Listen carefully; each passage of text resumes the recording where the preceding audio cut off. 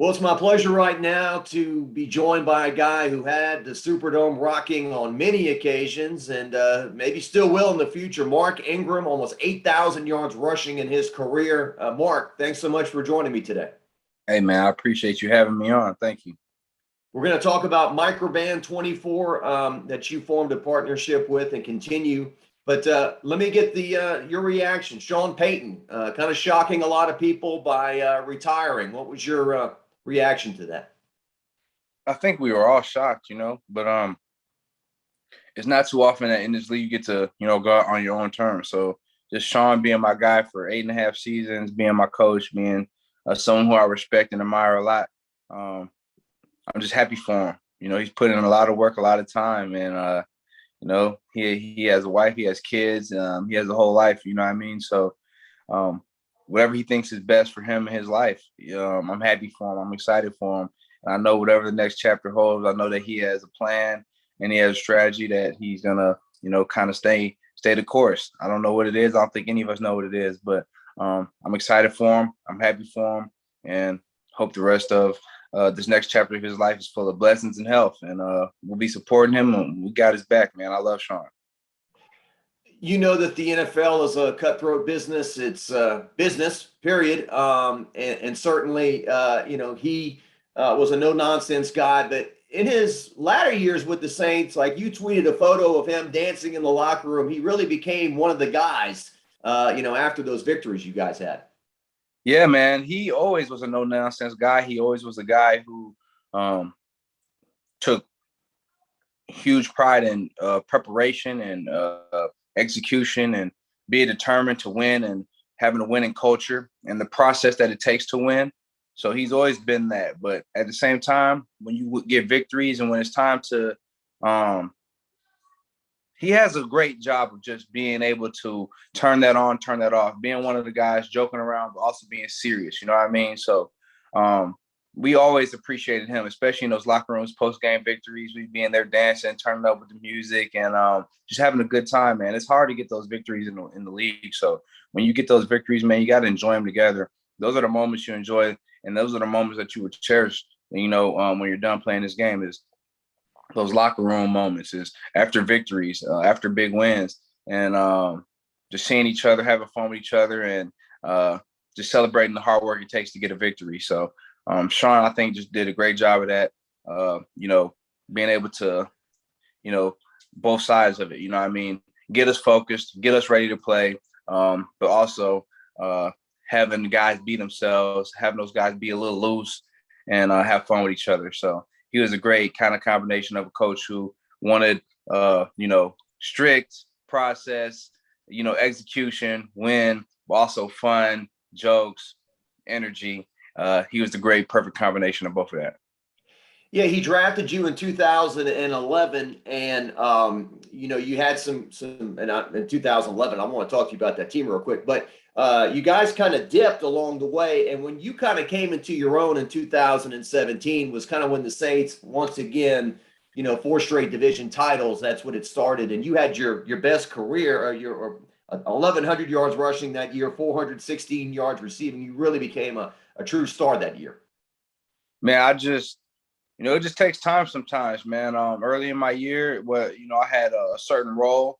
I was sharing the ball with Pierre Thomas, Darren Sproles, Chris Ivory, and I had a role within the offense that necessarily didn't give me the opportunity to do those numbers that I did in 2017.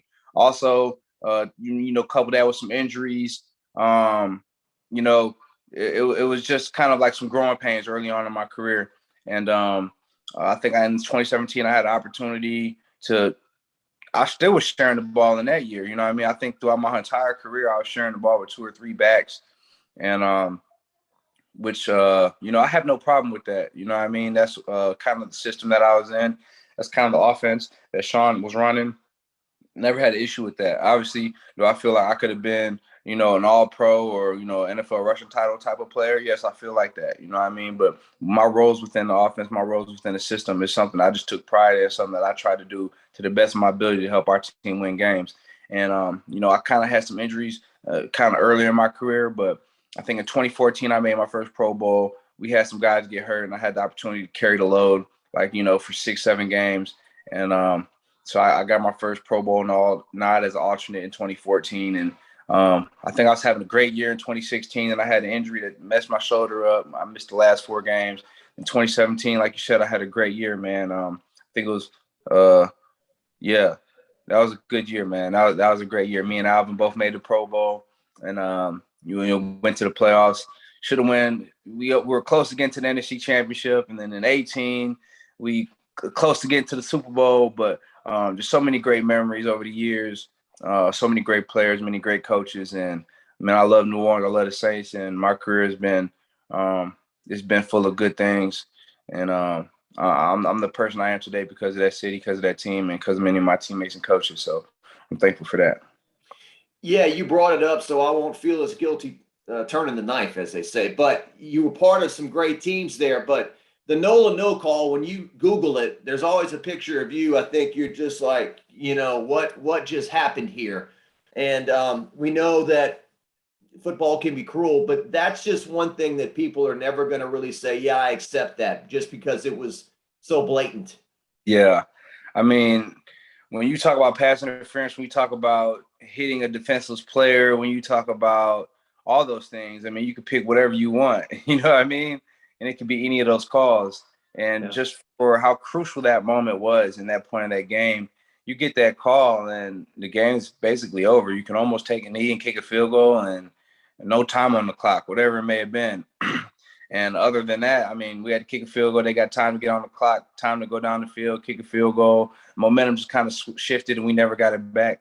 And, I think, that was a terrible, terrible missed call. It was blatant. It was, like I said, it could have been hit on the defenseless receiver. It could have been head-to-head contact. It could have been pass interference. It was all of those things in one. Even the DB said it himself, you know what I mean, that he was looking around for a flag.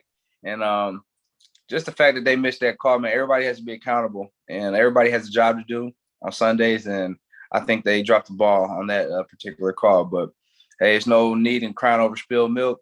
So we're going to line up again and try and get us another Super Bowl, man. So hey, it is what it is, and it doesn't change. It doesn't change anything for us. It's not like we can go back and play that game over or get to that Super Bowl for that year. You know what I mean? So we all just continue to keep pushing, continue to keep trying to strive for that, the ultimate goal of being Super Bowl champion.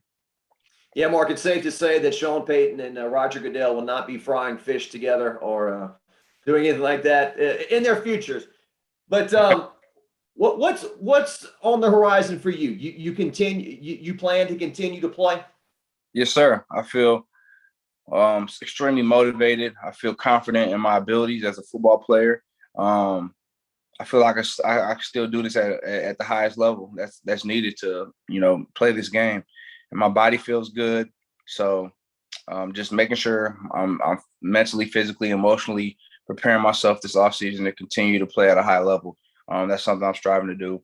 I feel like I'm seeing it really good. I feel like I'm seeing the field, seeing the runs, seeing the pass protections, my routes, everything. I feel like I'm just a complete player.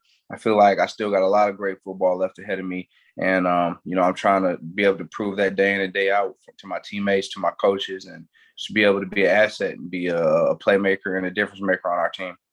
And with Alvin Kamara locked in there, you guys, you feel like you can go back to, 17, 18, what you guys did together? Yeah, I feel like there's no difference. You know what I mean? I feel like I'm a better player since then, and I know he's a better player since then. So I feel like we could just go back and, tag team together. You know what I mean? Do our thing together. Us both be on the field at the same time. I think that could give defense a headache, give defense problems. And, I feel like us being able to go, share the load together, it's going to be able to keep him healthy for the whole season, be able to keep me healthy for the whole season. It's also going to be an asset for our team and a headache for defenses. So we only got to play in I think three games together when I came back because, he missed with his knee. I was messing with my knee.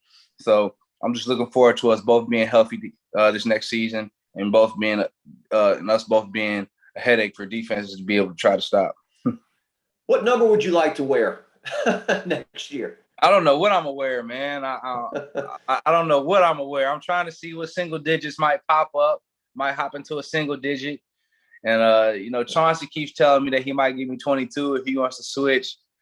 I'm like, should I stay in the 14? I'm like, I don't know. You know what I mean? So I don't have time. I don't have to make a choice. I don't have to rush to make a choice. We have to see what goes on with the roster, what numbers come available. But yeah, man, I've worn a lot of numbers in my NFL career, so why not add another one?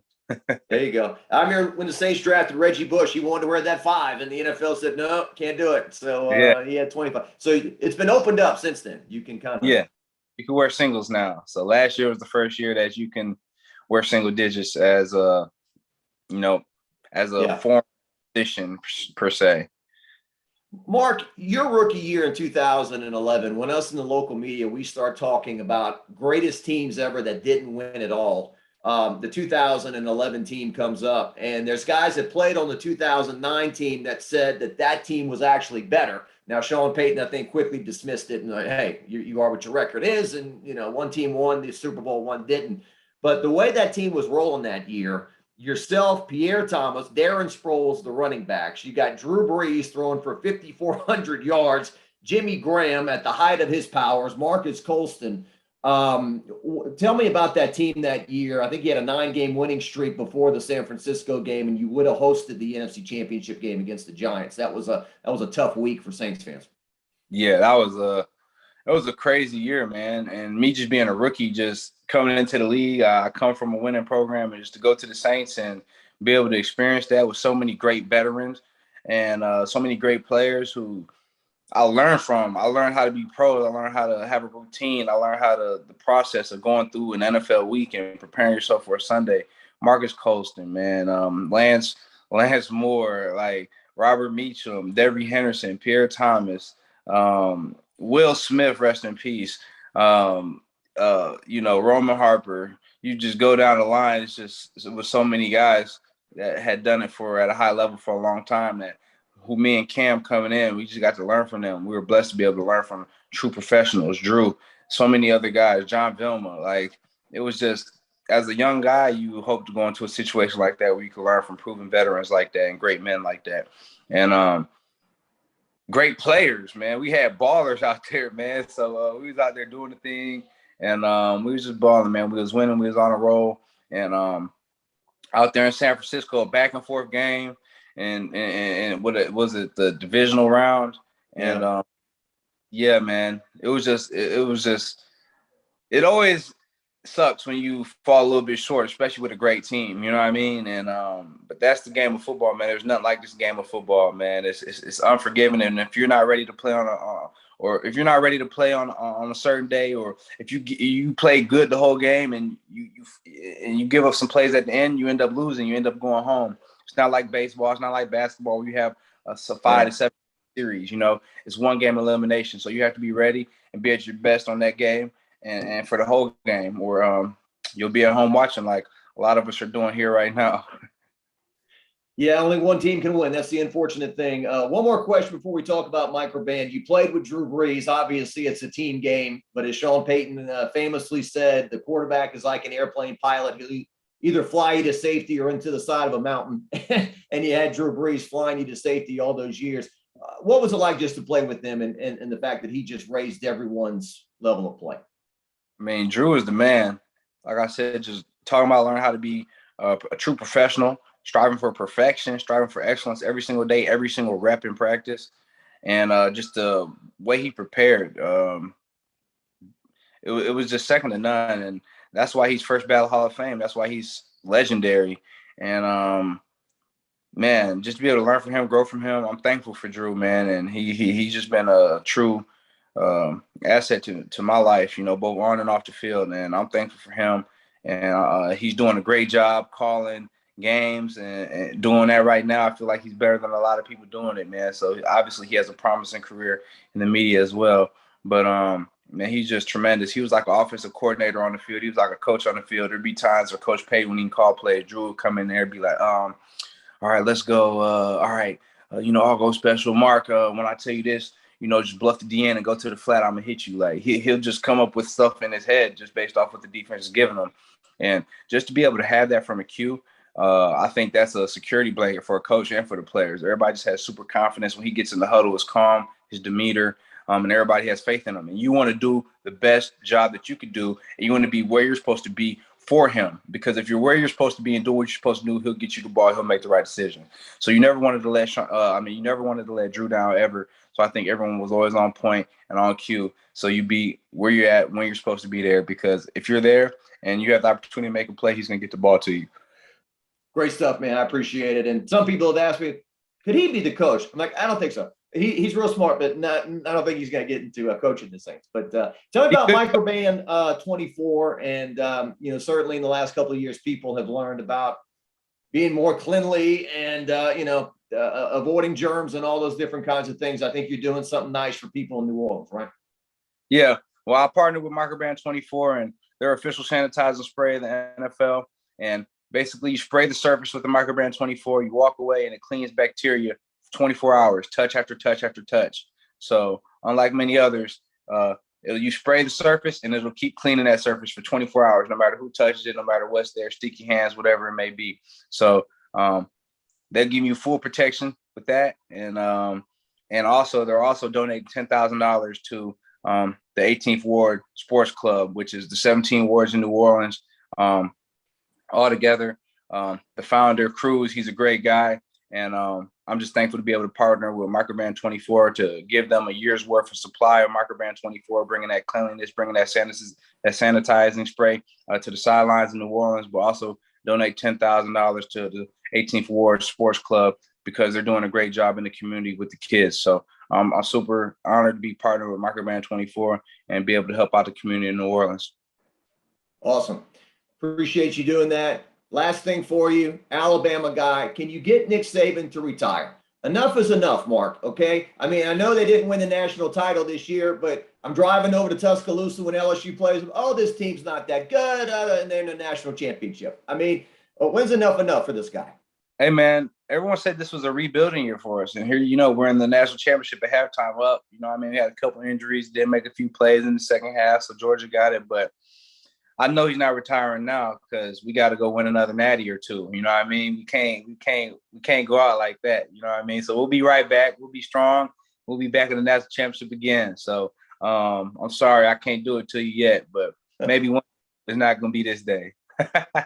Good deal. Well, it's a pleasure speaking to you, Mark Ingram, and thanks for all the great memories and the memories you're going to make moving forward with the Who Dat Nation down there in New Orleans. I appreciate you, man. Thank you. Who Dat? Roll Tide.